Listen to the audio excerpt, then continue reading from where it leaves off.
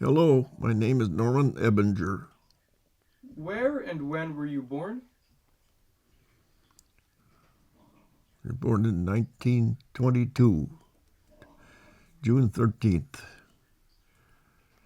in Brainerd, Minnesota. So, how old are you right now?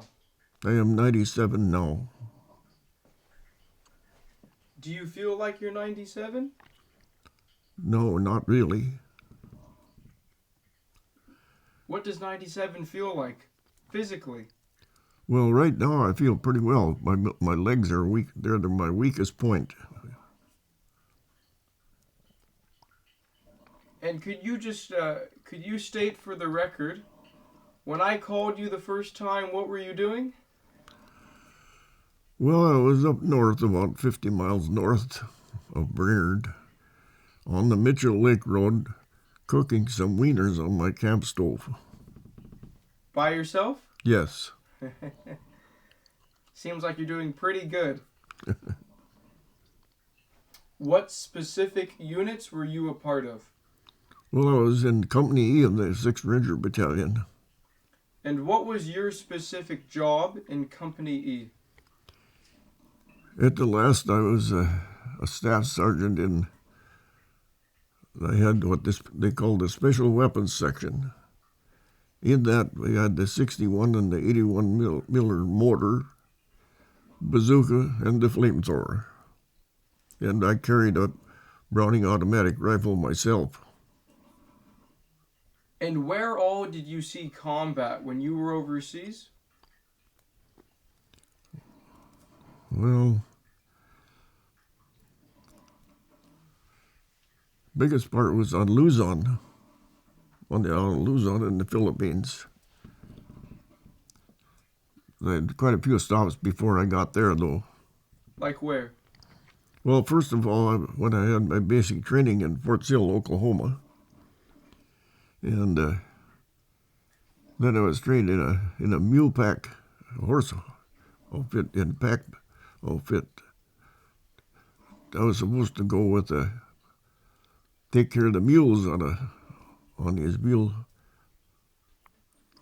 pack mules. Anyway, I was shipped overseas to Brisbane, Australia. And then from there,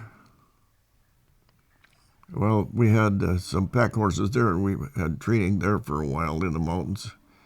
And then I was shipped to Port Moresby, New Guinea, where the 98th Field Artillery had mules, pack mules. So we took training there for I don't know how long, really. And then Colonel Moosey came along, and we turned the mules in, and they started training us for the 6th Ranger Battalion. And he gave us some pretty rough training for a while. And finally, when he finished that, he called us all together and he said, I don't want one of you people with me unless you want to go. We got things to do. He said, anyone that doesn't want to go with me, step out. And about half a dozen of the people did step out, but I didn't. I stayed with them. Why? Well, I thought, we're going to find out what you're going to do now. So then he started training us in New Guinea. And he had all kinds of things for us to do, climbing mountains, and they took us to the ocean. And we had to swim a block with a full pack and our shoes on. Well, I made it because I was used to swimming in the Mississippi River. Well, you know what happened to me? He then put me in the ocean for 2 weeks with the guys that couldn't swim. And he said, no, you can't make good swimmers out of them, but you can get them to good enough so they can stay up until we can pick them up. So that's what we did there. How did you teach the guys who couldn't swim how to stay afloat? Yeah, I just took out the water and showed them what to do and helped them till they finally were able to keep themselves up, before that, like I said, I was at Brisbane, Australia, and then we were shipped up to Townsville, Australia.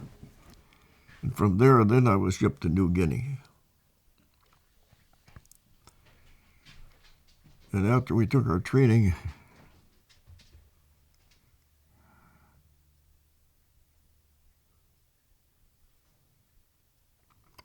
I think the first place we were shipped into, then we went on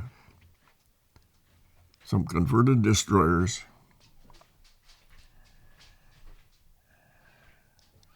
And then we took in, we were shipped into Lady Gulf. There was 3 islands there: Homahone Island, Sewell Island, and Denogit Island.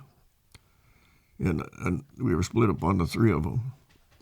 And I was on Denogit Island. I can remember that night there, the radio people were in a dugout there, and Tokyo Rose came over. And she says, the 6th Ranger Battalion has landed on the island of Denogit, and they have been annihilated. And I remember hearing that just as well. But we weren't. There was some Japs on that island. When we went to shore, there was fires burning there, and they were scattered all over the island. Of course, we found them after a while. What happened when you found the Japanese? Pardon? What happened when you found the Japanese? When they found them, well, they just put them down. That was all. But I was trying to think how long we were there. Finally, we were shipped off of the Denogit Island. While we were there, they had that battle with the Japanese Navy out there. It was that time they pretty well wiped out that Navy that night. Then we were shipped to Lady, the island of Lady. And there,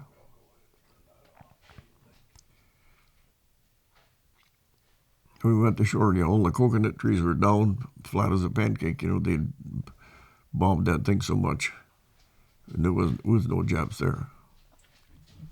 So we were there for I don't know how long, and then finally we were loaded up again. This time we went to Lingayen Gulf on Luzon and landed there. And there was, a lot of ships there, almost 800 different things shooting in there and blowing up the beach and everything else. Then we went to go into shore, and there was some kind of a undertow or something there. There was a couple of guys jumped off. We were supposed to jump off and go into shore. And there, they were swept. Well, one of them went down and drowned with the flamethrower on him. And there was one officer and one sergeant made it to shore with no ammunition with them, no gun or anything, but they got to shore. Well, I was next. I was about ready to jump off, and so I loosened up my belt. I knew I'd have to drop everything except my pistol. But then they stopped us, and they got about ducks in and took us to shore. And we got on the beach there. I remember that night very well, too, because they said that we wouldn't have to dig in too deep tonight because there's anything that would come over would be some artillery stuff. Well, I had a hole about 1.5 feet deep, and I was sitting there talking with a couple of guys, and the Jap come over the hill with a little plane dropping bombs and the machine gun going wide open. Of course, they dove on my hole, and I was on top of them. Anyway, when he went by with his machine gun, he just cut a groove alongside of us and threw sand right over the top of us. But I'll tell you, after that, I dug down about 3 feet.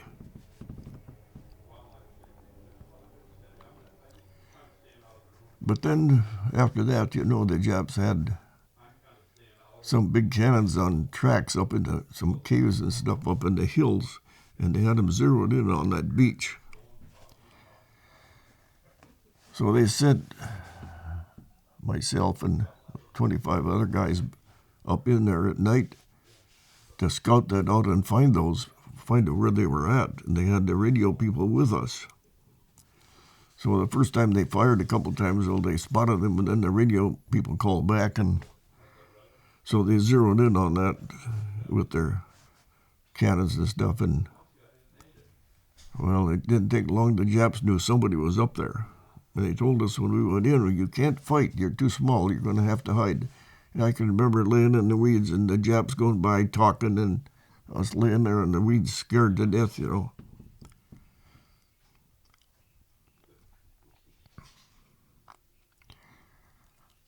But after a while, sometime later, they had a bunch of Japs came back, got back behind the lines. They said, I don't know how many, quite a few. And they sent me and some other guys up in there hunting for them. Well, I found part of them myself because I come to a little field, and I told the guys, wait a minute here. I said, I'm going out there and look around first. Well, I got out there, and Japs started to jump up and run in there, and of course I had a Browning automatic, and I was young and dumb too. So I just dropped to one knee and went to work with my Browning on those Japs that were running across the field, you know. But there was a machine gun across the field that I couldn't see, and he's the guy that got me. So I took a bullet in the chest with around here and took my nipple off and took my finger off at that time. How many Japanese were running when you fired? Well, there was 6 or 7 that was running in front of me there, and I was working them over with that Browning automatic. But then I got knocked down and got some of the bullets hit my gun too and knocked the gun away from me. I can remember, and I had a lot of ammunition around my belt, and I hit that and shot that stuff up, of course. And then I took one bullet in the chest and one in my hand, but I thought at the time, I thought it was in me, but it wasn't. But I got it in my belly, and I laid there while they were shooting around me, of course, knocking down, throwing dirt on me and everything, but they didn't hit me again. Then I finally got my knees under me, and I dove in the brush, and I yelled to the others, hold it, I'm coming through. And so I got out of there. They got me in a Filipino hammock, and they carried me out of there then. I remember that. Did you lose consciousness, or were you awake the whole time? No, I was awake the whole time. What was that like, getting shot in the chest? I mean, what did that feel like? Well, it wasn't too much pain. It almost just felt like I got stabbed with a knife or something, you know. It wasn't too much pain, except that the blow had hit so hard that it had made me bleed from my lungs some, you know. It didn't get inside, though. It just, the shock of it caused that. And so they got me in the Filipino hammock, and they carried me out of there. I can remember yet when they finally got me out there where they got me in a weapons carrier, and I was leaning in the corner, and they were taking me to some kind of a hospital, and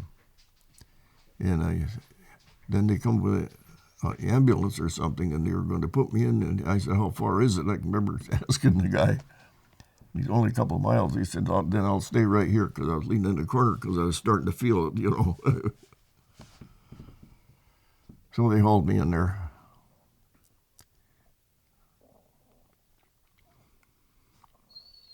Yeah, I can remember when I come to at 3, 4 o'clock in the morning, and I talked to an orderly there. And I said, I understand they send that message home about this, and I don't want that to happen.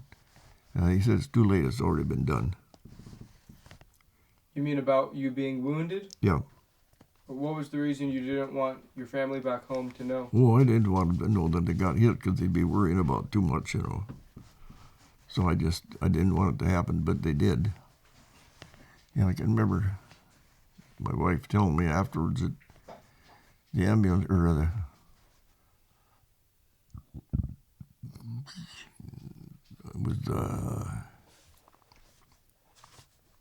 Western Union? It was something like that, but they come there with a car anyway, it was pulled into where my wife was living with by her folks there in the little house I had there. And she said they pulled in. Just then my dad was coming by. And she said he saw that. And so he come in there, and she had that telegram. And she said, that's the first time I ever seen your dad ever cry. But anyway, I never told my wife about, this hand, the only thing that was sticking out of this hand was these here fingers, and I couldn't hardly write, so I remember there was a Red Cross woman who was going to write a letter for me, and I said, I don't think you should do that, and I'll try to make something and send to my wife, and I did. And I told her I got hit in my right hand. That's all I ever told her. But when I got home the first time, I took my shirt off. She had a surprise there. And, well, she didn't know what happened. She didn't know that was there. And she said, what the heck is that? Well, then I told her, of course. So when you were wounded, that took you out of the war. Is that right? I was what? When you were wounded, that took you out of the war? No. You went back to the line? Yeah, they put me on a plane and they flew me to Biak Island to recover. And there I was for quite a while. And finally, the guy called me in there, and they got me out of the hospital there, and they sent me back to New Guinea to I can't remember the name of that place either. It wasn't Port Moresby. It's another spot there. Anyway, the guy called me in there, and he said, Sergeant, he said, would you like to get the heck out of here? And I said, well, yeah, but I can send you a so-and-so. And I said, well, sir, I'd rather go to find my own outfit. Well, you might be here for quite a while. I waited about a week later. He called me, and he said, we got a Dutch ship going up to Manila. You want to get on that? Yep. And I got on. I was the only soldier on it. I couldn't even talk to those guys. So they took me up to Manila, and then they had to turn us into the replacement depot, And when I got there was my first sergeant in the chow line. He was going home.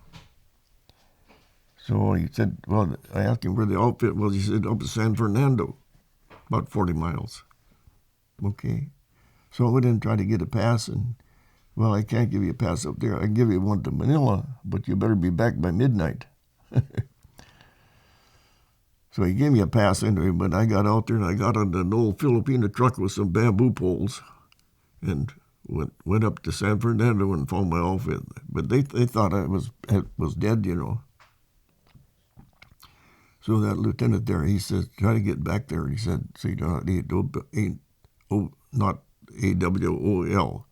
And then I'll be there in the morning. Well, in the morning, here they came, called us all out with our barracks bag and ready to ship us who knows where. And here comes that 6th Ranger Jeep. He pulled up in front of me and he says, hop in. Boy, I jumped in and away we went. And I went back to my outfit. What was that like, seeing the men of Company E again? Oh, it was good. I was just like I was home again almost, Yeah, they took us up. We had us there for a while, and they had us put on some demonstrations for a while. And we were supposed to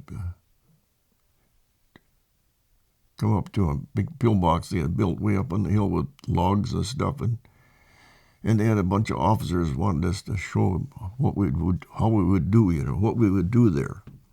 So we had to crawl under machine gun fire and all kinds of stuff there, through a creek too, and up there. And I had Paul Sieben in my squad. He was from Pennsylvania, and he was good at that, all explosives and such, And so I said, Paul, when you get up there, he said, I don't want to see that thing anymore.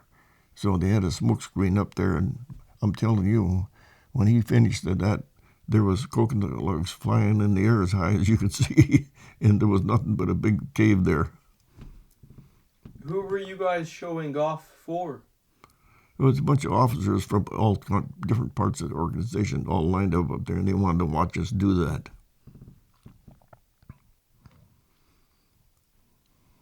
In Australia there, they had pack horses. And so they had us go up in the mountains there and with those horses back and forth and back and forth. And then finally they decided to disband those, and that's when they took us. Well, we had to each take 5 horses, head to tail tied together, and ride the first one. And I can remember we rode all day, all that day. And some of the fellows changed horses, and of course the horse would buck when they'd put a man on there and pack a place of the pack, you know. But anyway, I stayed on my same horse because I was too sore. And while we were traveling, I can remember very well, there was one of these little trains coming with the wire wheels that chug in there, and I thought, oh no, what's going to happen now? Do you know, I got off and I tied all my horses up as tight as I could get them right to a tree. And there was horses running everywhere, but not mine. And so then after that was over, we took off again and finally turned the horses into remount station. And that was when they shipped me then up to Townsville, Australia. From there, of course, they shipped me to Port Moresby, you know, as I said before. You were born in Brainerd? Did you grow up in Brainerd? Yes, right just across the highway over here. When I was about 2 years old, but we moved over to across the highway there. My dad bought a piece of land on the Mississippi River. Talk to me about growing up in Brainerd. What kind of things did you do for fun as a kid? Well, we didn't have too much to do for fun there. We had a little farm out there, raising most everything we had to eat, you know. I was the oldest of 12 kids.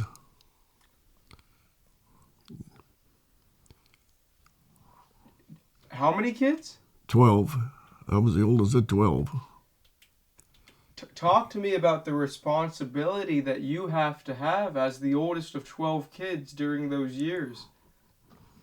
Well, as soon as I was old enough, I was milking cows and doing as much work as we could in the field. And I ended up myself, my dad was doing some carpenter work outside town, and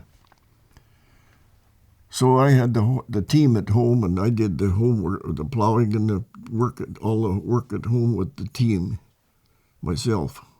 I in my teen years. I kept working there while my dad was working out, and it was my job to take care of the team and the work at home. And finally, when I got old enough, I went to work, started to work in this Evergreen Cemetery in town here for about 50 cents an hour. What were you doing there? Mowing grass, mowing lawns and stuff, the whole cemetery, upkeep. Then one day I stopped at the paper mill and talked to the manager back there, and he says, yeah, you come back Monday morning. He says, if I got something, you as sure as I could get it, because I had some relatives working there too. So I went back Monday morning, and he hired me. Then my uncle, he was running that cemetery in town there, and he said, well, have you got a day off? I'm short of people. I said, well, I got a Wednesday off. He said, well, come back on Wednesday then. So I went back and worked there on Wednesday. What did you do with all the money that you were earning? Well, that time I wasn't earning that much, but I went home too, and I told my dad I got a job there, and how much do you want for me staying here? Like that to him. He said, I think probably you can do enough around here to take care of that. And so that was the end of that. And then I got to working steady in the mill. Of course, then I was young, you know, and I started chasing girls, you know. That was the boy's mother. What's her name? Irene. And how did you meet her? Oh, I can't remember. I met her out there. She lived out in the country near us, too. Did any of your brothers go overseas during the war? Yes, my brother next to me, Bill, he was overseas. He was in Germany. And my brother Dave was, I don't know where all he was. And my brother John was in the Air Force in some special weapons there. He stayed until retirement. He now lives in Maine. Did Bill see combat in Germany? Yes, he did. Did you guys ever talk about that when you both came home? No. Well, we just kind of dropped it there. Can you describe to me the struggles that you faced during the Great Depression years? I mean, were there times that your family went hungry, or talk to me about the Great Depression years? No, we never went hungry. We had cows and chickens and pigs and raised most of our food. And we never went hungry. We didn't have any money, but we always had enough to eat. Then in the later years, my dad started working out the carpenter work, while I did farm work at home. Yeah, and I spent, in the wintertime, I spent about 3 different years when I was in my teens with my granddad, my mother's dad, in the woods. We stayed in the woods, and he had a small team, and I ran the team, and skidding logs and things. I stayed with him all winter. He was a good man. I really loved that man. Was he a Civil War veteran? I don't know about that. No. Bill Stowe. And so... Bill Stowe. Yeah, he was my grandpa. Yeah, So, being the oldest kid of 12 children, and growing up in the Great Depression years, you never really had a childhood. You know what I mean? You were always working, or you were always taking care of someone. Yeah. I mean... Yeah, we all had work. I just... did you just go along with the flow, or were you resentful over the fact that you didn't get just to have fun ever? No, we never knew any different. That was what there was, In those days, you didn't have places to go to the movies or watch TV. You didn't have such a thing, There wasn't such a thing. No. So we just was home, and we didn't know any different. Before the war broke out, what were you planning on doing with your life? Well, at that time, I had my job at the paper mill. I was married by then, and I was working in the paper mill.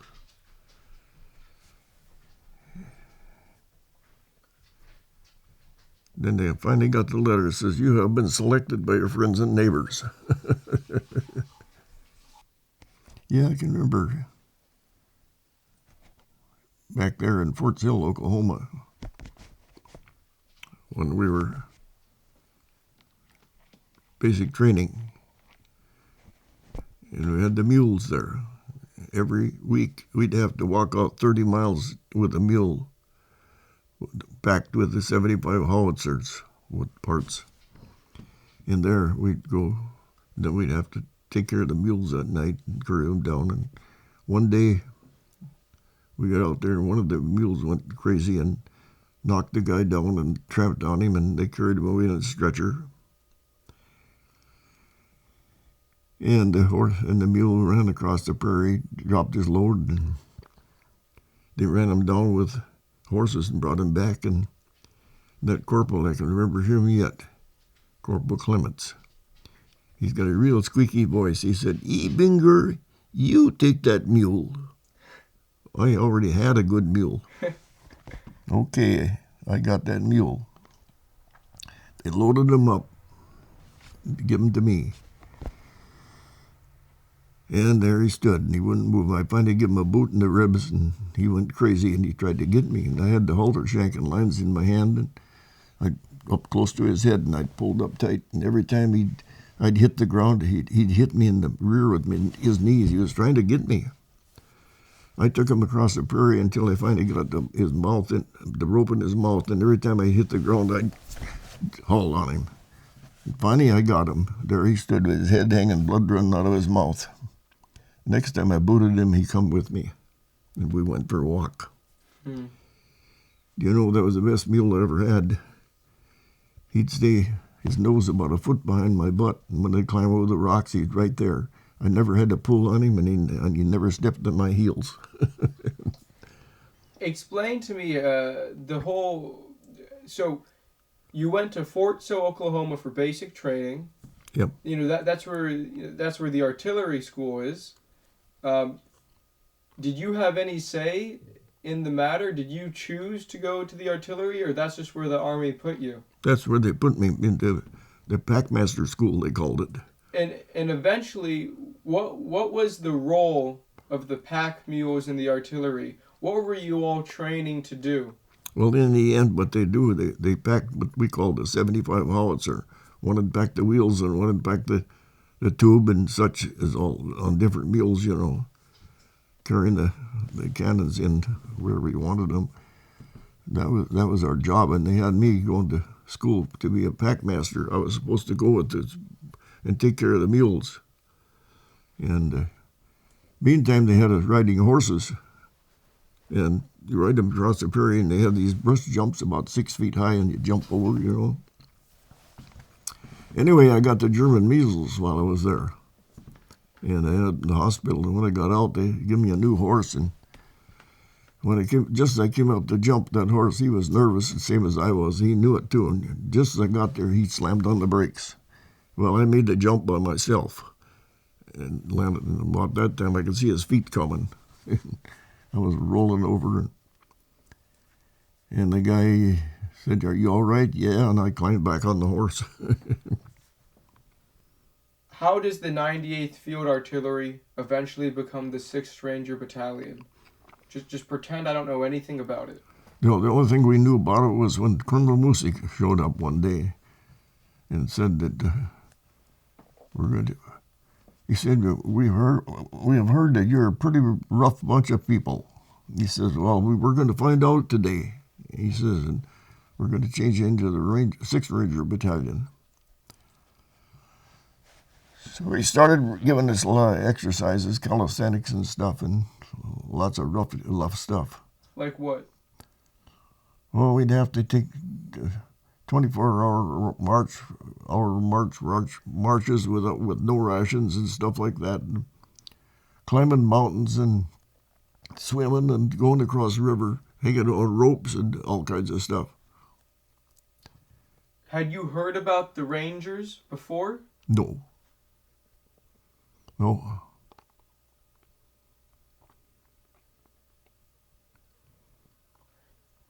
Did a lot of guys wash out because of the physical training, or? Well, yeah, they did we ended up with about 600 out of the 1,000. Who actually made it? Yeah, yeah.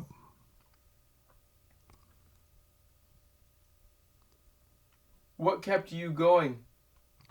You know, through all the tough training, what kept you motivated? I don't know. Well, I was in the service, and I had to do what they told me to do, and I just did it, that's all. That's all I can remember.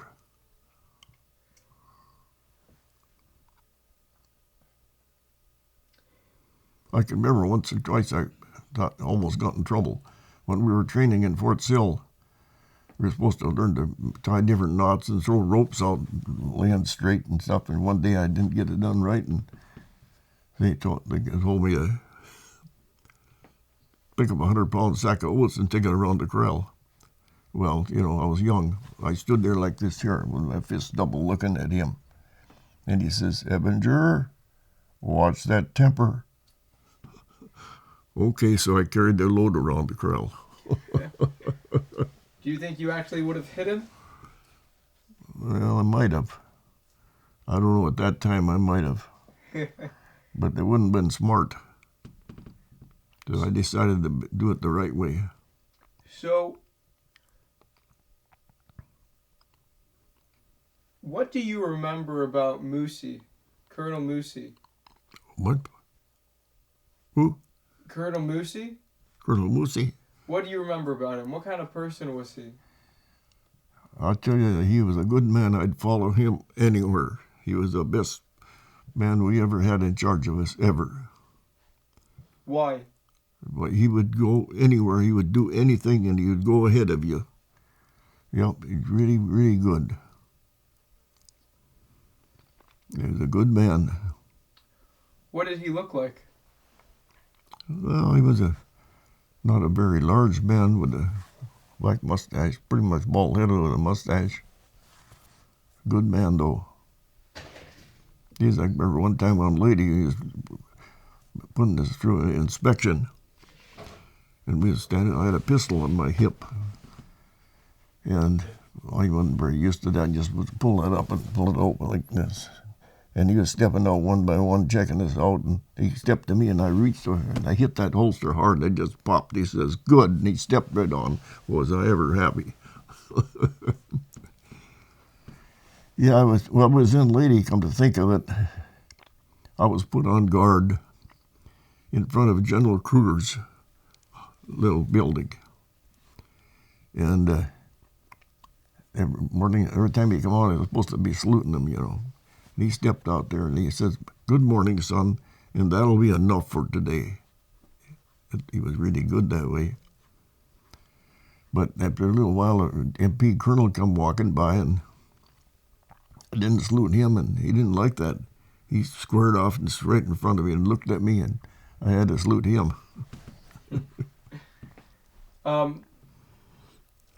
So after Moosey took charge of the 98th Field Artillery, and you guys became the 6th Ranger Battalion, my understanding is that most of the men wanted to go see action, because you guys had been training for a long time. But when you became the 6th Ranger Battalion, you didn't go to action immediately. You trained for another 9 months, it seems. We probably did. Can you tell me about that? I mean, what is that like? There's a war going on, and you guys are overseas, but all you're doing is training and training and training. Well, I don't know, at the time, of course, you wondered about that, what's going to happen here, but eventually we had to go in. When you guys were training, was there a feeling that the war might end before you got into combat? Well, I'm pretty sure we were always hoping it would end so that we could go home, All I remember is when we had those exercises climbing that mountain, I know it was tough going, really tough getting up there. I can remember yet laying on your back up there with the water running out of your T-shirt and taking salt tablets and drinking water. Do you remember going on 5-mile runs before breakfast? I don't remember that. I remember me going on a 24-hour march without rations. And this is without any breaks, the 24-hour march? No, yeah, that's right. Just straight march? Yep. No breaks? Well, yeah, we had a break once somewhere way back in the middle of it somewhere. I remember laying down in a coconut tree for a little bit. So this was all, physical training, but what do you remember about the actual infantry training? Did you guys have, training with different kind of weapons, or, how did you go on patrolling, that kind of thing?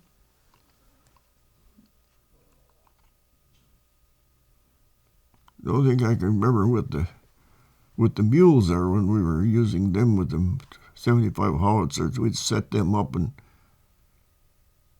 do target practice with those.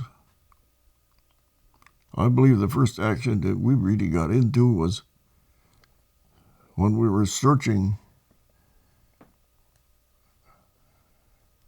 off of Luzon on those, for those cannons that were up in those caves at night. That was the only action that we got into then. Because we weren't into too many, we never were set into a pitched battle at any time, except when I was searching for those Japs and I got into trouble with the machine gun there. That was the first time I really got into it. I mean, would you say, was that the first time you fired the BAR at the Japanese? Yeah, that was the first time. Yep.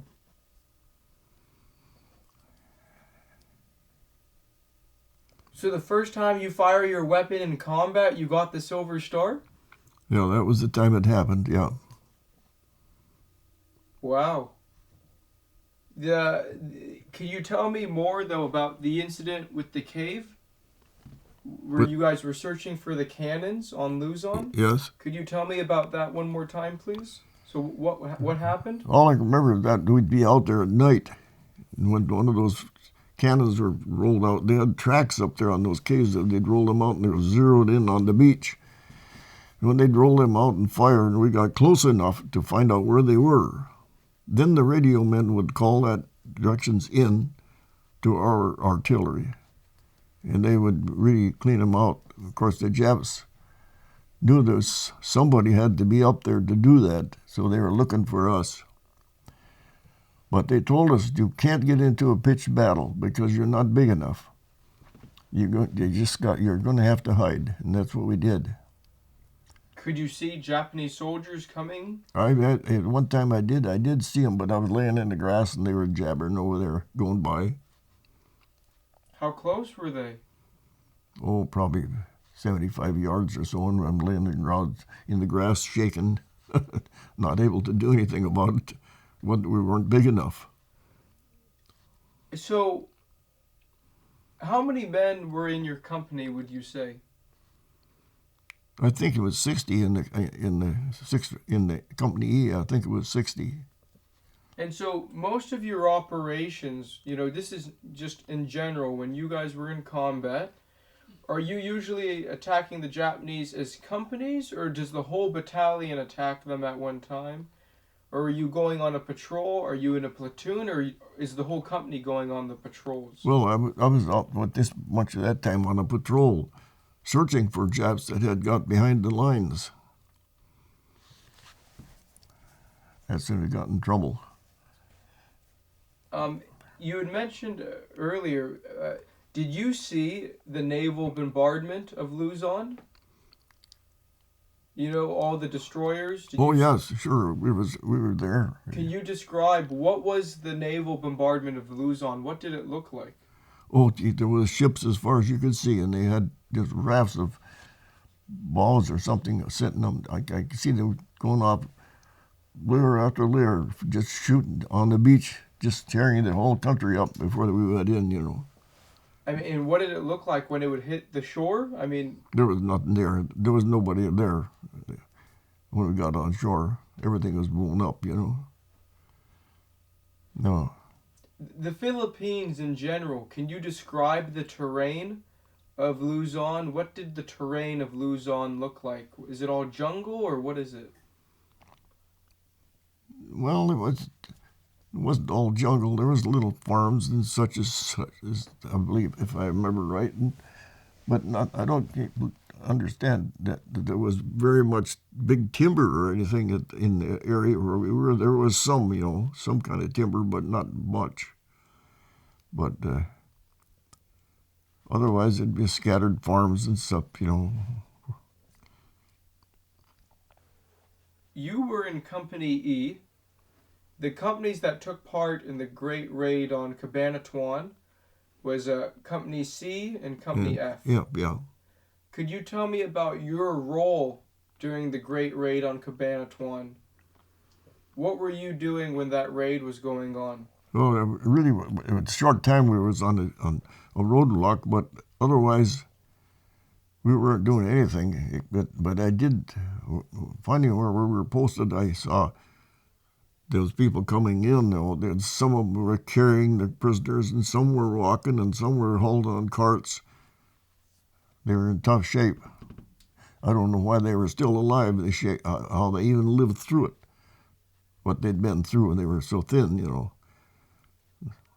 No, they were all sick, of course.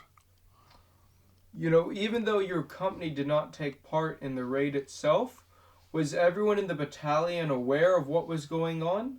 Or only those two companies knew what they were doing? That's about right. That's about all that happened at the time. We didn't really know what they were going to do. The news wasn't spread around. I'm not right. There was another sergeant got shot. The machine gun killed him at that one time. Do you remember his name? I think his name was O'Connor, if I remember right. Yes, it was the time, and I can remember very well that their second lieutenant that we had in charge of us, I can see him yet with a machine gun, just screaming and going right in there. He was, when that happened, I can remember him doing that yet. Going in where? Going right into where that sergeant got shot, and the Japs were in there. He ran in there with a machine gun firing and just screaming. I can remember that yet, and it was kind of foolish to do, but he did it. And this is a different incident than the time you were wounded. This is yes, it is a different time. Yeah, some of that stuff is a little bit hazy now on me. I can't pinpoint it exactly when it happened, but. Do you remember the name of that officer? Yes, I do. Lieutenant Mobley. Was he a good officer? Yes, he was good. He was one out of 6 that they sent over to us while we were training in Port Moresby. And he was one of the best, and we got him. Yeah, I remember when I got hit, that there first aid guy we had with us there, he wasn't the greatest. He was scared too. But Punchy Klaus, he was the guy that came to see me here. He grabbed my hand. Of course, it was all full of leaves and stuff. You couldn't see what was there, He cleaned my hand off, and he cut a piece of bamboo pole round and put it in there like this, and bandaged that hand for me.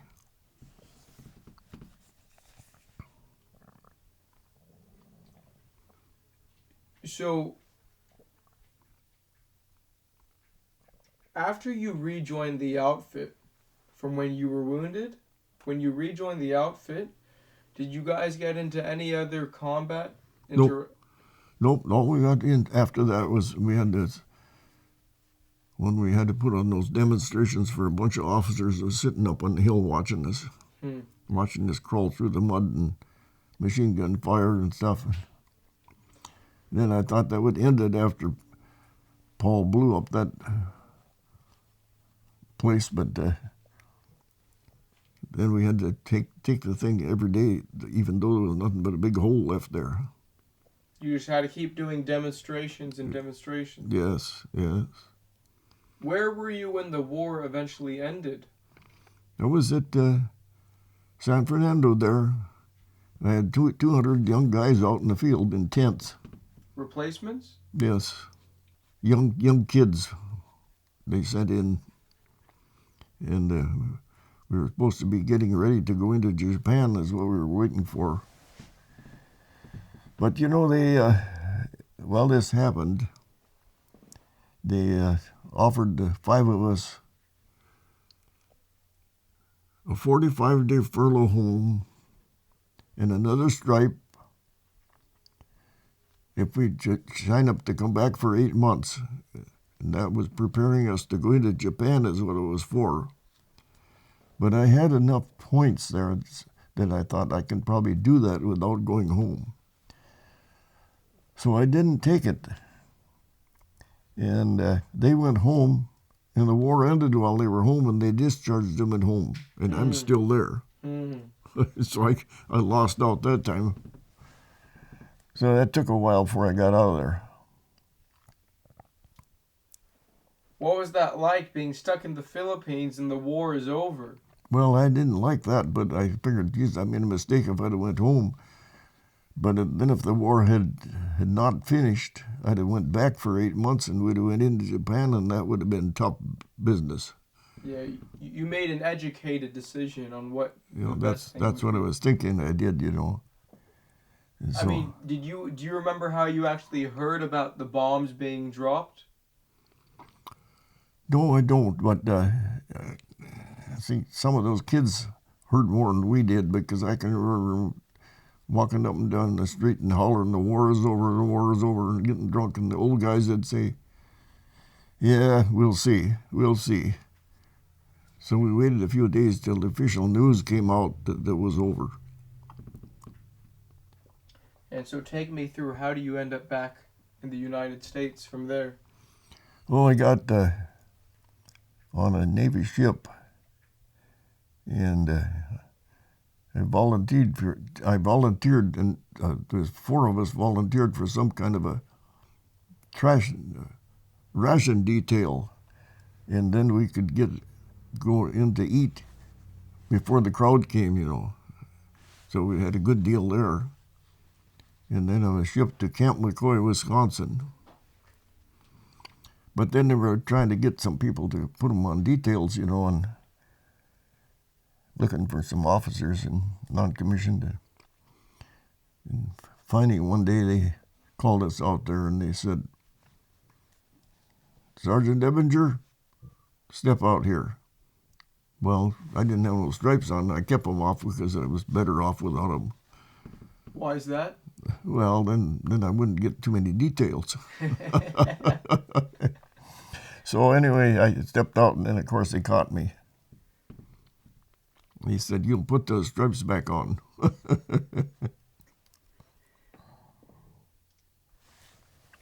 And take me through how you get back to Brainerd from there. Yeah, I'll try to remember. I can't even remember it very well, except that I got home, but I can't remember quite exactly how I did that.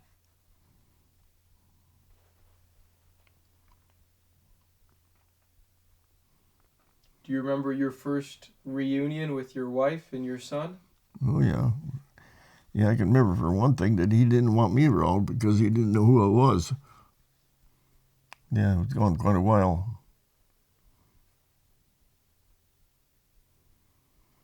But I had it better than a lot of people did, because a lot of fellas got the suicide letters.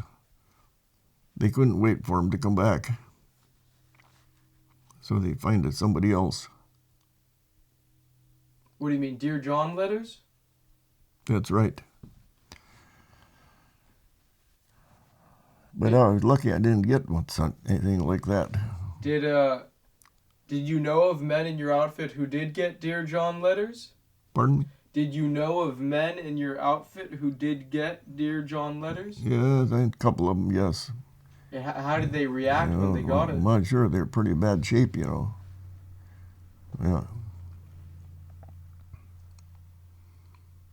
I can remember some of the guys I had in my squad. I can remember George Nevin. He was from Harrisburg, Pennsylvania. And Paul Sieben. He was from Pennsylvania too, but I can't remember what town. And then there was Glenn Narr, and he was from Pennsylvania. But there was a couple more, but I kind of had in my squad. I think they were both from Montana, but I can see them yet, but I can't say the name. Was it difficult to readjust to civilian life? No, I really didn't have any problem with that. One thing I did do when I got home, and I got my job back, I still had my job yet, And I went to work, and then deer season came. Well, they were short of people. We was working 68 hours a day. And deer season came, and I wanted off, but of course I couldn't get off. So, okay. So I said, well, we'll see you later. And I went hunting for 9 days because I was young. And I went hunting anyway. Like when I come back, Walt Ebinger, he was a foreman down in the grinder room. When I got back from hunting, I went back and I said, say, Walt, I said, do I still have a job yet? Yeah, he said, get back there and get to work. That's your uncle, right? Yep.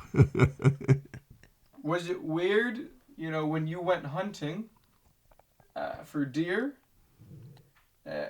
This is after your war experience.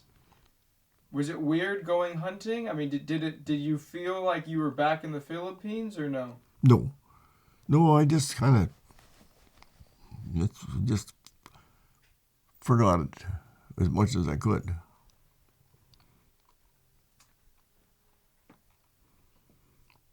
So, the only thing I was jumpy when I got back is a problem.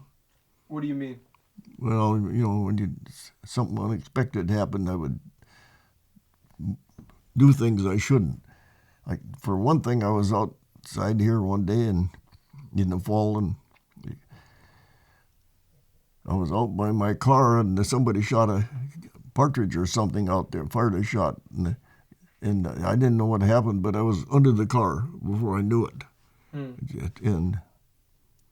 then I had another 40 down the road here, and I was working in there in the woods, and brush pile settled behind me and cracked, and I whirled around swinging that axe like crazy, and I told my wife, I said, whenever you come down there, just say something before you get close to me.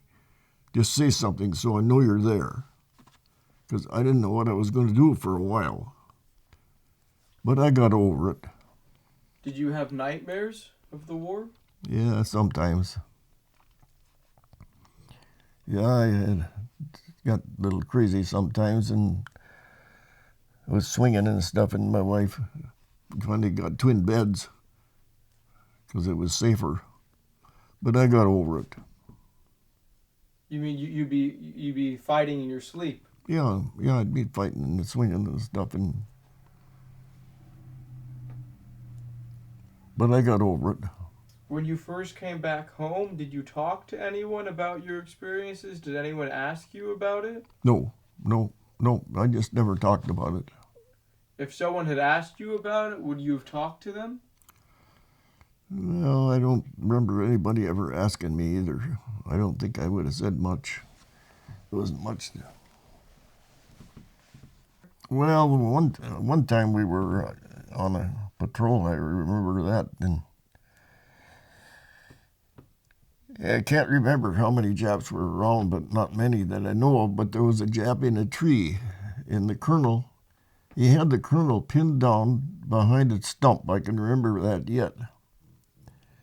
And he said, for Christ's sake, some of you guys, I heard him, he says, try to find that bird. And I can remember yet, I can see one of the guys did spot him, and he shot him, and I seen him come rolling out of that tree. I can remember that old colonel saying then, he said, I've been after you guys for a long time. I want you tough. He said, you're tough enough.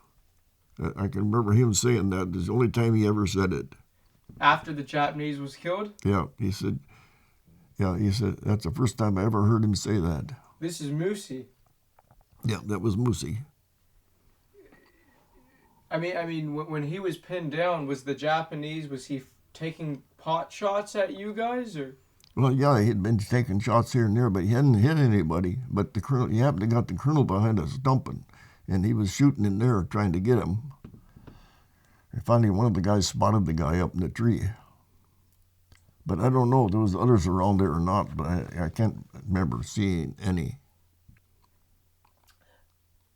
Can you talk to me about the first time you saw Japanese casualties?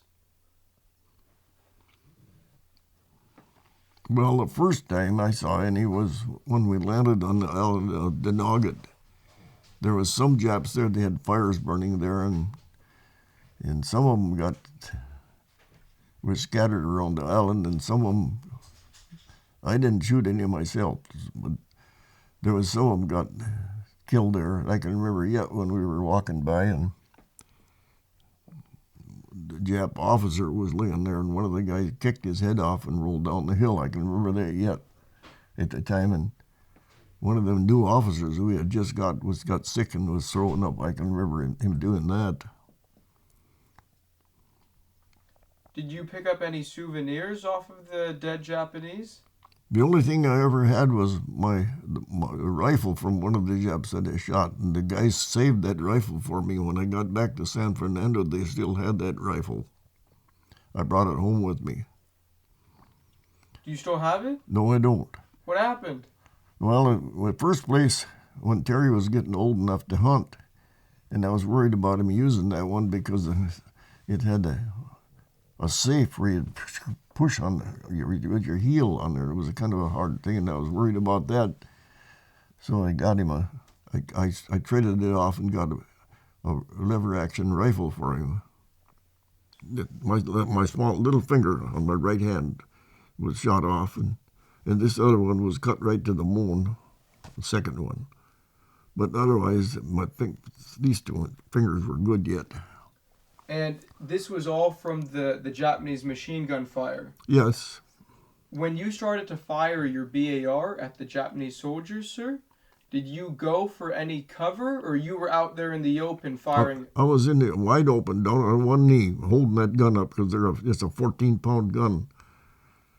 So I was just bracing that and shooting everything in sight. And so when you were firing at the Japanese soldiers in the field, at what point did you notice the Japanese machine gun nest across the field from you? No, I didn't know anything about that until something hit my hand, and then I could see that smoke rolling out of the brush there, but I couldn't see that thing. I fired in there too, I remember that, but I didn't know what I shot there. Who knows? Things are happening pretty fast. So even after your hand was wounded, you continued to fire? Oh yeah, I never thought about that anymore. I guess I didn't feel it. And so at the point of when your hand got shot off, you directed all your fire. Where did you direct your fire to? Most of that was directed into that spot where that smoke was coming out of there, where that machine gun was. I sure it was a machine gun with the amount of stuff that was being shot around there. They'd just done some surgery on me, and I was only half awake. They'd patched me up a little bit. That's when he asked me if I had to check and see if my wounds were self-inflicted. Who asked you? A warrant officer. And what did he have with him? He had a Purple Heart and a Silver Star. And then what did you tell him? Well, I don't like to say this, but I can remember saying, "Why don't you stick them up your ass?" And I passed out again. And then what happened? Well, when I finally woke up, they were there. He left them there. So I guess that was the right answer. Must have been. I don't know. Did your hand ever heal back? Well, yes, pretty well. I can't grip anything with this here because it doesn't bend that good unless I got something in there. But it's all right. What about the phantom pain? Do you get phantom pain in your pinky finger? No. The only thing that bothered me at first was the first couple of years when it got cold, I would feel just get red like a strawberry and ache like crazy on the end there. I can remember when I first shot a deer with a lever action. I shot that deer. I had a lay in there, and there I am sitting there holding my hand and going like this. Oh, it was hurting so bad. When your finger was shot off, was it clear shot off, or was it dangling the whole time? It was dangling there. They had to take it off a little bit because there was a piece of bone sticking out, and they had to cut it off later.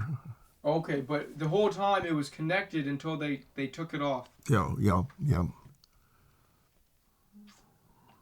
What kind of person do you want people to always think of you as?